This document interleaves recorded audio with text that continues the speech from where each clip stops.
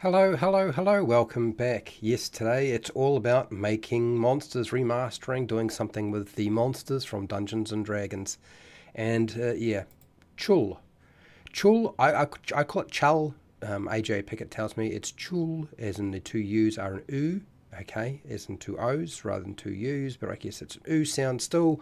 Anyway, it doesn't really matter. It's a creature that looks like a crab, basically, with tentacles. It's a tentacled armored creature. So I'm going to put up a poll. Feel free to take part in that poll. I suggest you get your ideas ready because I'm going to go through the process of doing what I think needs to be done, but maybe your ideas will get incorporated as well. You never know. So grab some food, some drink, make sure you're comfortable, and we'll get started because we've only got a little bit of time and there's still plenty to do. So let's get going.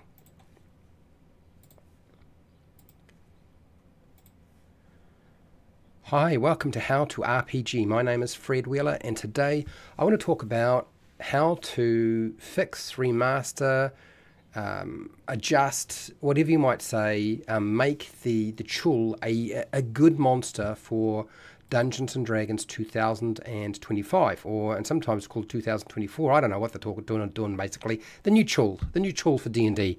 Okay, the stat block is a little bit different. It's not completely the same as the old one. And so we're going to go through that, break that down, and see if it sort of fits where it needs to be, and whether it's the right idea, which I suspect it isn't. This is the old one. So it's going to be an interesting process.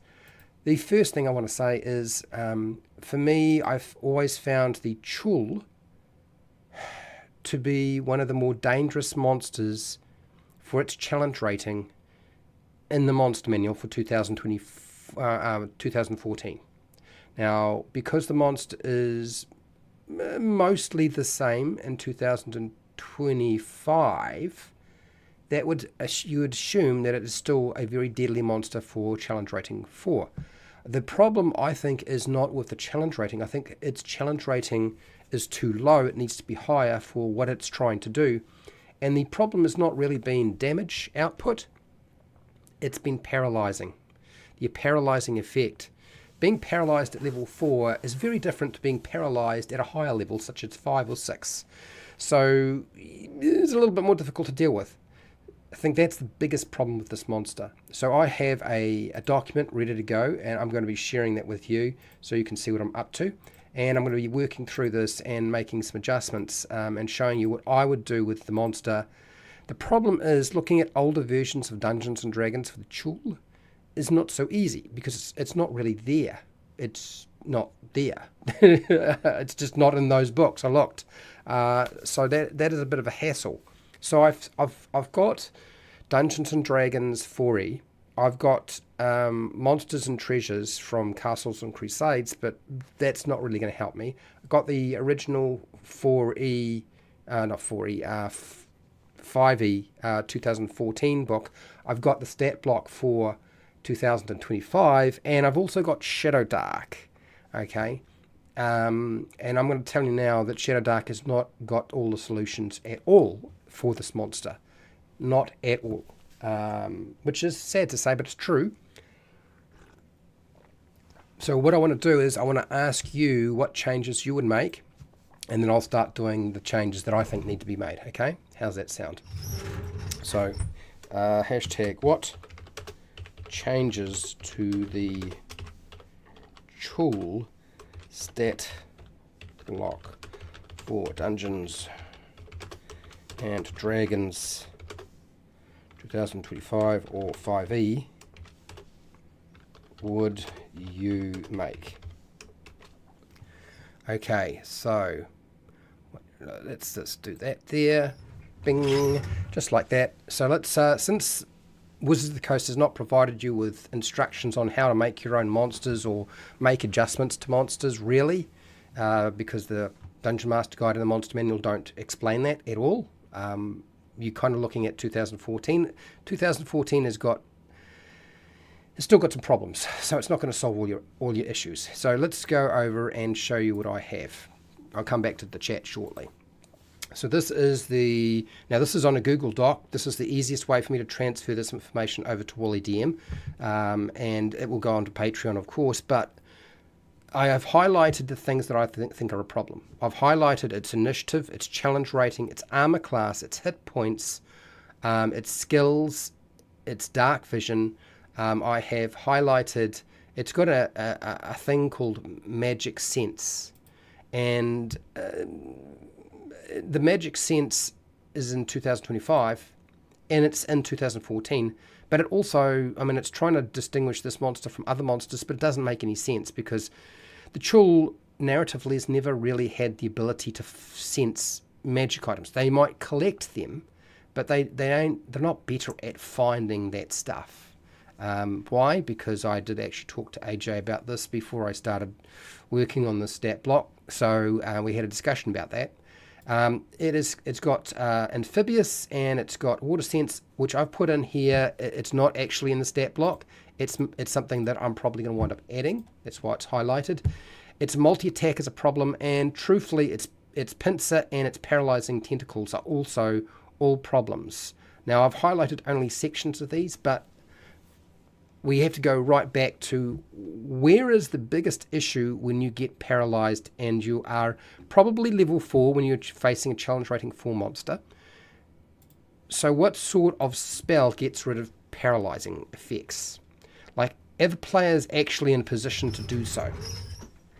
What removes paralysis in 5e? Okay, now poison, getting rid of poison is not a problem. So the Lesser Restoration spell, Lesser Restoration primarily will remove the paralyzed condition. Okay, so that's good to know, which probably means it's going to end, where are we? Into one disease or one other condition affecting it, including paralysis. So that will be poison as well, right? So poison, paralysis, it's going to do something like that.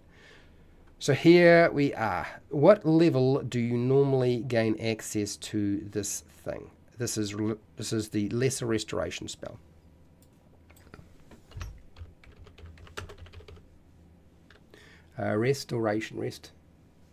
Restoration spell. Is that it? Oops. Let's get that right.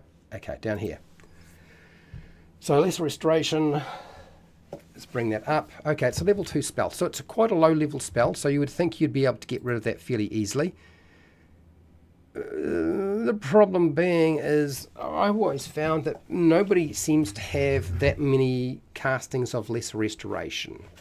And you usually encounter the CHUUL in multiples. Like, there's not usually just one. There's a few.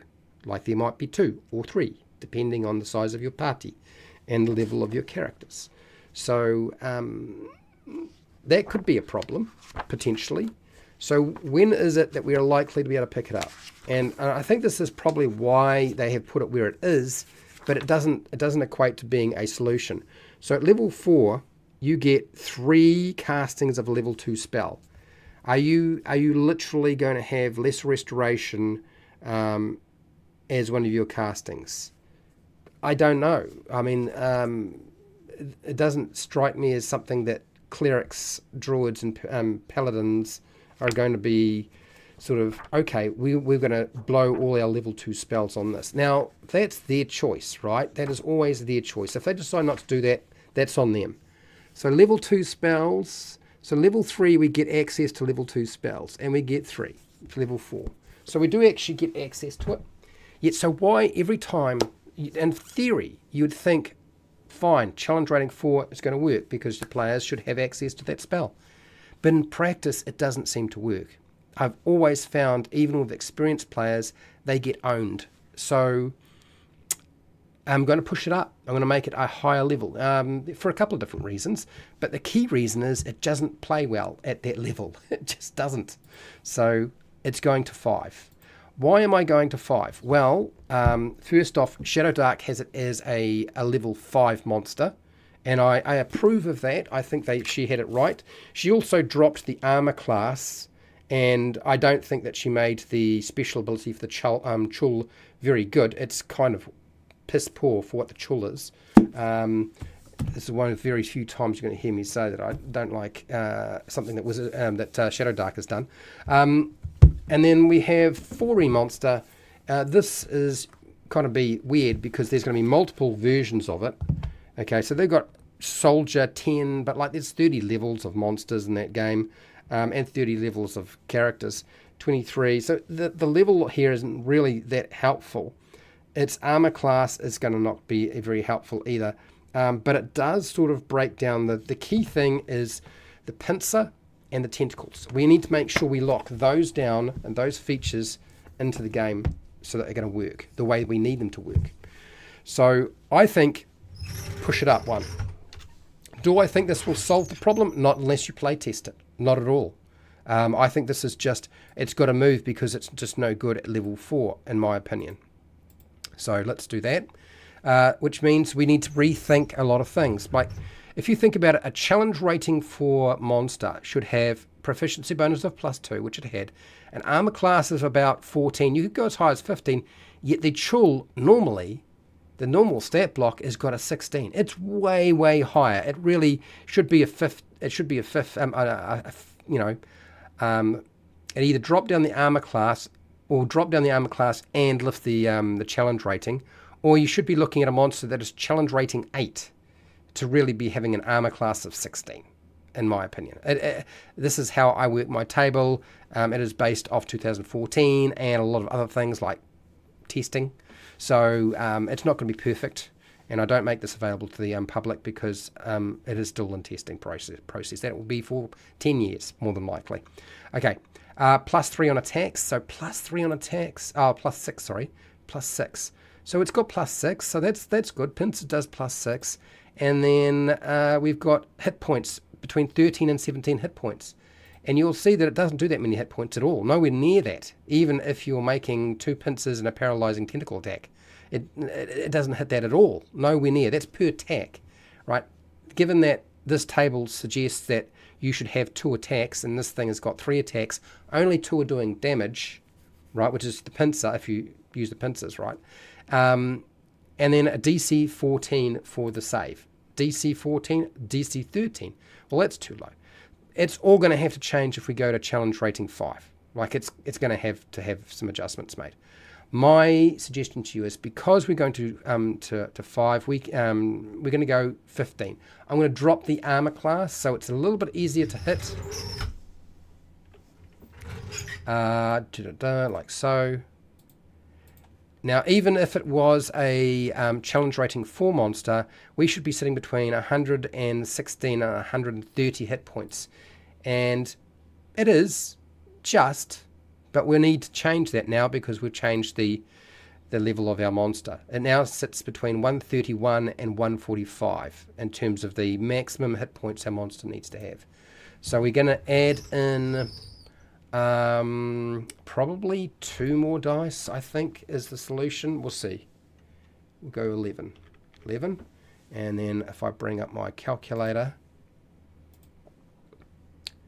and get our armor class is done, natural armor. So what I want to do is con modifier I'm fine with. So 3 times 11 equals, oh, that didn't work. 3 times 11, 33. So that should be 33. Okay, that's fine. Next, let's see our top end. So that means we're adding this to, so we go 11 times 10. For our hit dice, this is the maximum number. Then we add our 33, and it's possibly too high. Possible. No, it's sitting in there. It's sitting in there. 145, 143. That's all right. That's fine. So 143. Here we go. 143. Okay, now we just need to get the average, and that'll give us the top end and the bottom end of our difficulty. So the average of 10 is 5.5 multiplied by 11 plus the 33 is 93. So that's it, 93. So if you're facing this monster, your characters, if they're not very experienced, use 93. If they're really experienced, use 143. Okay.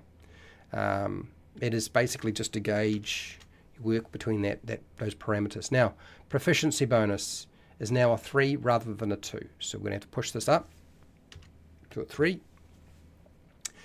Initiative. Now, this is essentially, in many respects, one of those creatures which I think is an ambush monster to a certain degree. I guess the question, well, is it? Yes and no. But the problem is, if we give it a 0 as our initiative, it's a flat roll, which means, in all likely, with a whole group of characters, it's going last. It is probably going last. If it's lucky, it'll get to go at the bottom of the initiative. At least give it proficiency in the damn thing. So this is the modern way, apparently, giving proficiency to initiative to monsters, so that they can actually take a turn before they are disposed of. So we're going to do that as well. You could also do expertise, but I think proficiency is good enough.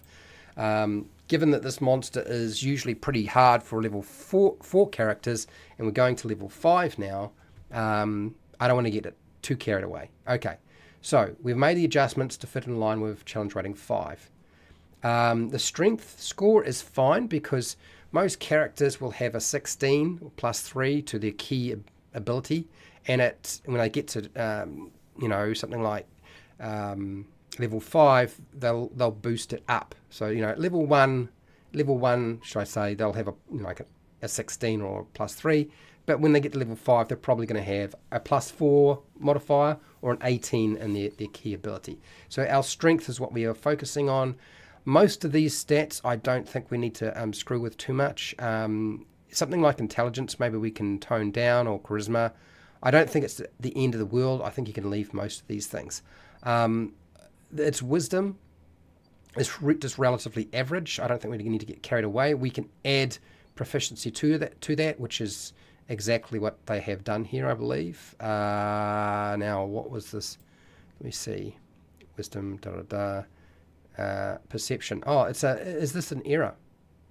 Oh no, they did the expertise. That's what it is. So they gave it expertise. That's what the difference is. They gave it expertise. So we'll give it expertise. That's fine. And it's going to wind up being a 6 now. I can live with that. That's fine. And then its strength. Let's give it proficiency in strength because it's grappling. But it doesn't really need to make grapple checks because it's going to be making attack rolls to do that. So that is unimportant, but escaping from the grapple is the important aspect. So what we need to do is we need to make sure that it's got decent athletics. Otherwise, it's not going to be very effective at it. Okay, so that is now a 7 because we've got proficiency, strength plus 4, and then 3 is 7. Okay, now we could even go as far as giving it stealth. I don't know that it's necessarily... It's a bit hard to decide whether that's completely important at this point, so I'm not going to worry about it. It's got damage immunity to poison and condition immunity to poison. In the original stat block, you'll notice it does have these. It's written in a weird way. It's got poison and then poisoned, and then it's got, in the old one, it had poison and poisoned, but it's 2 lines. I've kept it with 2 lines because I think the new format is confusing, and that's not very helpful. Honestly, if you take poison damage, the poison condition should be being applied as well, in my opinion. Anyway, its dark vision is 60 feet, which is shite because just about every single player character has 60 feet of dark vision. So what we're going to do is, instead of doing that, we're going to go 120. I think that's more in line with what we want. So we'll do that and go here. Our passive is now a 16 because our 6 perception, and it understands, so we don't need to worry about the languages. Amphibious, the CHUUL can breathe air and water. Fine, I'm all good with that. Don't need to change that. The magic sense, I honestly think it should just be completely removed because I don't think it works. What I was talking to AJ about this, and AJ was saying, look, Fred, the CHUUL should have like kind of something like a tremor sense, but in water. So a water sense, let's call it water sense. The CHUUL senses movement in water within 120 feet of itself. And I think that is what we want to go for. if anything else. Like if we really are smart about how we line this monster up, that is what I would go for. Aim for this. Will it really matter with the dark vision? I'm making them the same just because you don't have to get confused about what's the range of this and what's the range of that. Pretty much, like if they're moving around in water, they're going to be detected. Yep. And it's not getting blind sight. This only works if they're in water. The CHUUL senses movement in water within 120 feet of itself. Okay, that should be good enough. So let's leave that there. Now, multi-attack. I said that this should have 2 attacks. Currently, it actually has 3, but one of them doesn't actually do damage. It applies a condition, the poison condition, and the paralyzed condition, if you notice, which is kind of stupid. Why do that to yourself? Why make it as difficult and hard to understand as that? The CHUUL makes 2 attacks. It should be making 2 attacks, even when it is a challenge rating 5 monster or 4 monster. So let's just say the CHUUL makes 2 attacks. That's it. I don't care whether you use the pincers or you use the tentacles. I really couldn't care less. I don't think that's the important aspect at all. Okay. So we'll go here and do that. Okay, now we need to build these 2 abilities so that they do different things. So they have to do something that's different. They still have to do damage, and I think the paralyzing tentacles need to do that damage as well. It needs to be poison damage rather than just the pincers doing damage. And I think that'll solve most of our problems with the CHUUL. So first off, making attacks. Strength and proficiency bonus comes together, comes to a 7. So we really should have a 7 now for this. There we go. 7 is our attack bonus for challenge rating 5. So we'll aim for that. And we're going to be doing 17 to 21 points of damage every time we attack. All right, that's a lot. Okay, so 7. Cool. We're going to still go with the concept that you only need to make an attack roll or a saving throw or an ability check of some kind to do damage and impart a condition. We don't want a 2-step process, otherwise the monster will never be successful. Okay, so now we have to actually adjust our damage. And our damage output there is a little bit low, so how much more do I need to do? Let me think. 21. I think we can double. Can we double this? We can at least double this. So I could make this 2 10-sided dice. There we go. And then if I grab my little calculator here and I just scroll down a little bit. Okay. So you can see what I'm doing. Okay, so the average half of 10, or average is 5.5, multiplied by 2, plus 4, 15. It's not enough. Maybe we do 3 and maybe we're there. 3. Let's try that. So that is 5.5 multiplied by 3 plus 4. 20. Perfect. Much better. Much better. That's more like it. Bludgeoning damage. Yep. Crushing damage from the pincer. I'm fine. If the target is a large or small creature, it has the grappled condition. And I don't want to...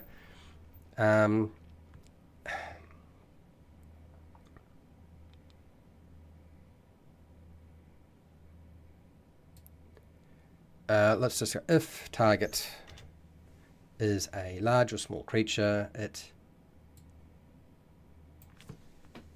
is grappled. Forget about this, but we know what the grapple condition is. We're going to escape. Now the DC needs to be a decent DC from 1 or 2 pincers. And I think the problem is that in the past when people have written this up, what they've said is like, oh, you need 2 pincers or 1 pincer. It's chlorine. It can't hold 2 different characters. So they've stipulated, because everybody wants to be so granular and get into the minutiae of rules too much and just don't let the dungeon master do their job let the Dungeon Master do their job, people. So the DC might be a bit low. I think it needs to be a 15. If I remember right, 8 plus 2, and then we add whatever our key thing would be. I think that's right. It needs to be a 15. Will it be related in any way to anything we've got here? 8 proficiency bonus. Okay, here we go. It's 8, and that proficiency bonus, that makes it 11. 11, and then we need another 4. I don't know that our grapple based off this being a 15. Yeah, no, that's fine. Let's see a 15. 15, that should work. That sounds right. 4 strength, 3 for proficiency bonus, 8. So that's mathematically kind of in line. Okay. All right, let's just do this. Okay, it's happy now. Okay, so there is another problem. What if you use your pincer and another pincer and you grab 2 targets during your turn? And then on the next turn, you're holding 2 targets. Are you just going to transfer over and start using a tentacle attack, or do you want to just start crushing somebody in your pincers? And I think this is, I had this discussion with AJ, and I think this is how I need to write this part of the ability. While grappled, a target is automatically hit for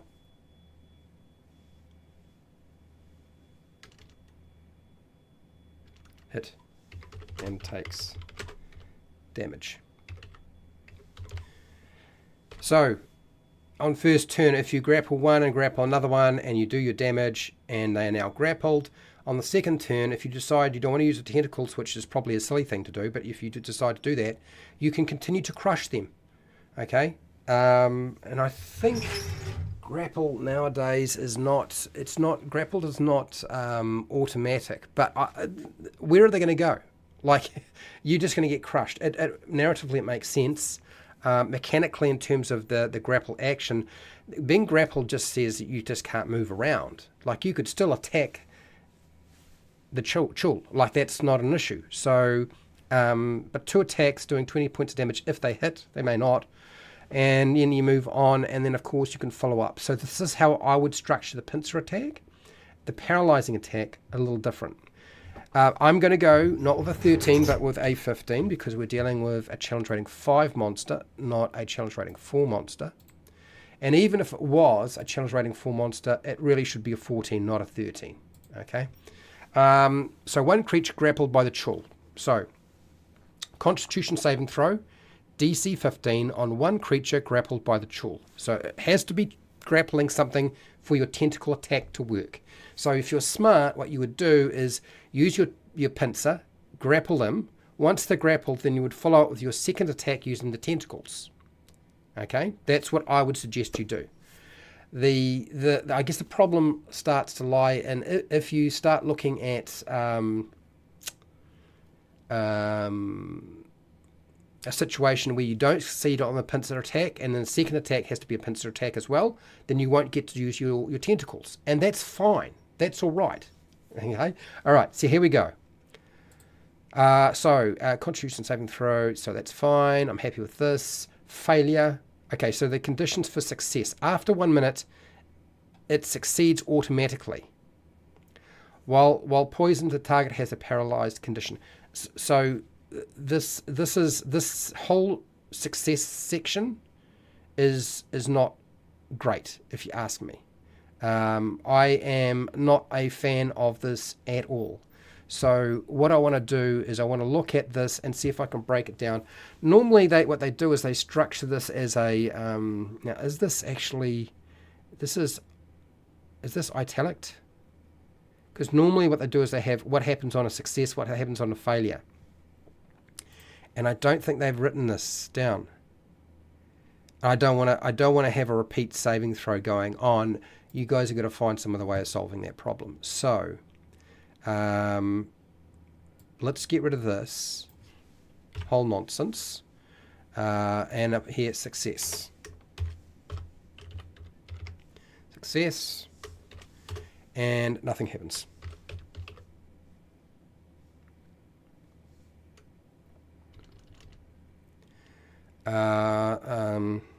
Okay. Take no damage.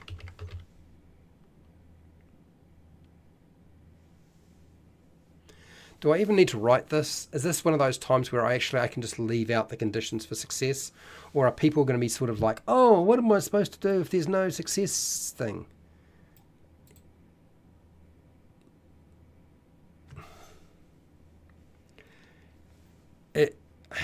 Okay. I'll think about this. I'll put that in there for now anyway. Right, let's word this. So failure. So the target takes, and we need to take some poison damage. Takes something poison damage. I think what we'll do is we go here. Copy takes. Oh my. Oh my, don't like me. Try it again. Takes, paste. Takes.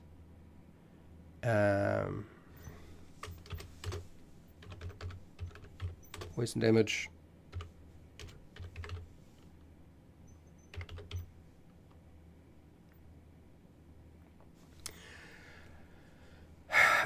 So I need to change this because that won't be that. We need to be a little bit lower than this. Don't be quite as high.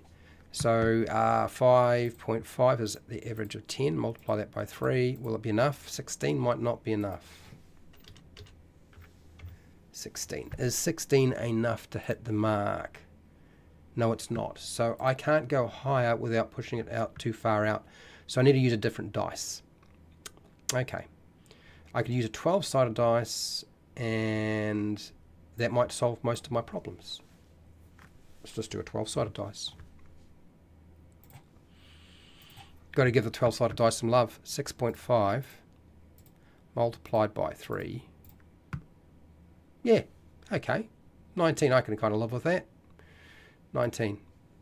It's only a smidgen less, but 19. Okay, target takes 19. So we want to be making sure we're doing a certain amount of damage to the hit points as well as imparting conditions.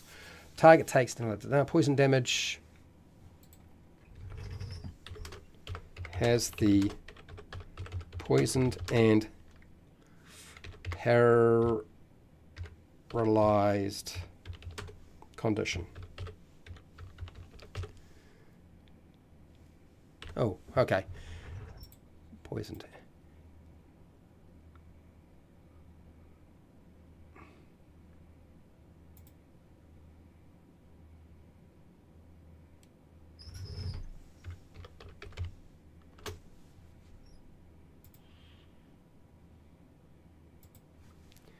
I say I'm using too many words.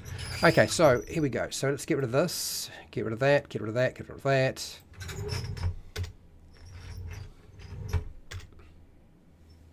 Okay, the target takes 19 poison damage, has the poisoned and paralyzed condition. Okay, so I need to get rid of this again. It's another little line that shouldn't be there. Poison condition.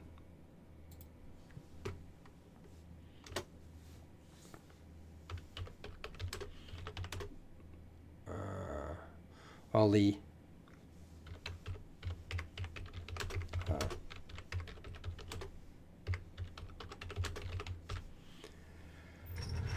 the target takes 19 3d12 poison damage, has the poisoned and paralyzed condition while the tentacles are wrapped around them. Success. No damage or conditions. Okay. That's how I would build it. And I would probably take this out as well, which I will do in a sec. And that should probably do your CHUUL. Your CHUUL should be all right. Push it up to a different higher level. Make it super simple. And make sure your hit point damage is the thing that you're concentrating on. And And I think this monster will still hit hard. It'll still be dangerous. But, there is such a huge power jump from level 4 characters to level 5 characters. Would it be foolish to send this thing up against level 4 characters? Yes. Yeah, it would. It would be. It's the sort of monster, like most of the time, you're better off not to use monsters that are too high a level compared to somebody else's character level. Like, there isn't a lot of stretch in this game, unfortunately. So that's what I would do. Let's go have a look at chat and see what they have to say. I'm kind of curious. It'll be interesting to see what they think.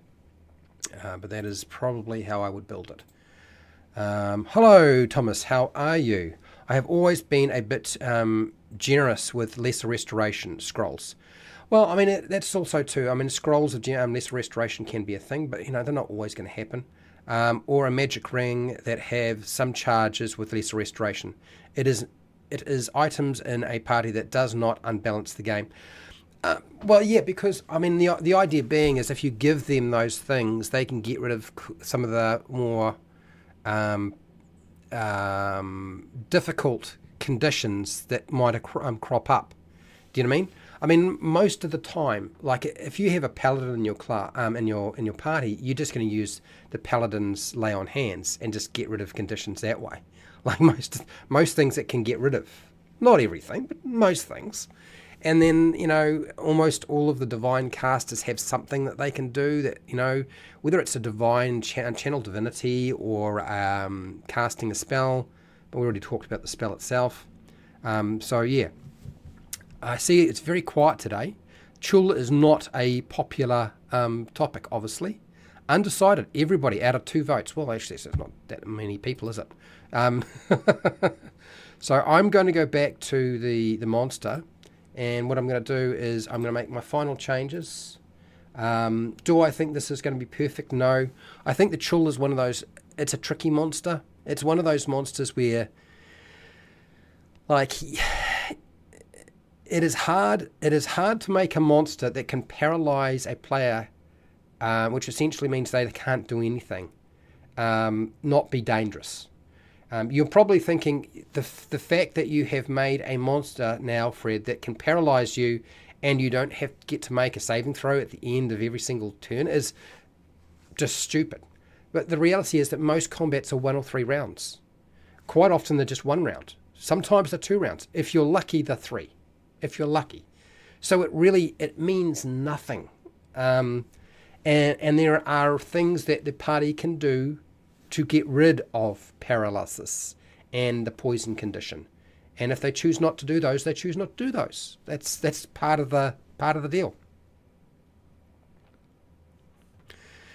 So that's what I'm going to do. I'm going to, if I got this in the right place. No, I need to actually switch this over. I'm going to get rid of the magic sense thing. I know they collect magical items. That is part of their lore. But they don't need to have a special ability that allows them to find magic items specifically. There's nothing ever been written, as far as I know, outside of modern D&D that has anything related to that. So I'm getting rid of it. It's going. I'm taking it away. Goodbye. See you again. Bye-bye. See you later. But the water sense, that's a different story. Okay. I think we have got all the bits and pieces we needed for this. I know some of the monsters nowadays have a section for treasure, like what treasure you would find with them. Frankly, if you need to have a section in your stat block that tells you what treasure you need for CHUUL, the easiest way, I'm not going to write it in, but I will say this. Magic items. They don't eat them and poop them out or anything like that. They're not storing them in their gut. But they collect them. It's a weird thing. It's like a blackbird collecting shiny trinkets. It's just one of those things. So yes, that's how I would approach it. Anyway, almost done here, I think. Yep, I'm pretty happy with that. Okay, so I'm going to wrap it up. So for those of you who are wondering what's going on, I am going to review probably next week the 2025 Monster Manual. the new monster manual. I will review that monster manual. I have been holding off. I think I've got all of my thoughts collected. Thank you for your comment, Thomas. I'm pretty sure I know what I want to do with this. So I will talk about it next week. After that, depending on how things go, I'm in the process of trying to understand how to build and make Shadow Dark monsters. The mathematics behind it. And the mathematics behind it is a bit complicated, and it's very flexible, and it's also a little chaotic. So I'm trying to figure that out. And AJ's been writing up a whole lot of little monster descriptions and monster names, and so I'm going to start making some Shadow Dark monsters in the future. Won't be next week, might be in 2 weeks, it might be in 3 weeks. I don't know when, but it's coming. It is on its way. Like, it's going to happen fairly shortly. Just because I am much more interested in making more monsters for Shadow Dark rather than constantly remaking monsters for Dungeons & Dragons 2025 or 2024 or 5e. Does that mean I will stop making monsters for that game system? No, it does not, because I have every intentions of doing so. It's going to happen. I will do that. It takes me a lot longer, though, to do them. Then Shadow Dark's going to be a lot easier to figure out, if you ask me. That's my opinion. Anyway, I am done. I'm going to sign out in a second. Let's just finish up this poll and end it there. Very quiet day today. I don't know what's going on today. Maybe it's just the topic. Maybe it's me. I don't know. Who knows? Anyway, huge thank you to everybody who's watching and listening. Thank you to the 2 people who took part in the poll. I do appreciate that somebody actually took part in the poll. I want to thank those of you who have been patrons and supporting me on Patreon. I'll put this up onto Patreon if you're interested, so you can test it out yourself. I want to thank those people in chat. Thomas, thank you. Thank you all my patrons. I really do appreciate you. It's very nice to have your support, and I will continue to make stuff. This is what this channel is all about. Making stuff, showing you how to play games, and occasionally I do a review, but not a lot nowadays. So wherever you are in the world, whether it be the morning, the afternoon, or the evening, please look after yourself, your family, and your friends. Be nice to your neighbours. And hey, till next time, keep rolling those 20s.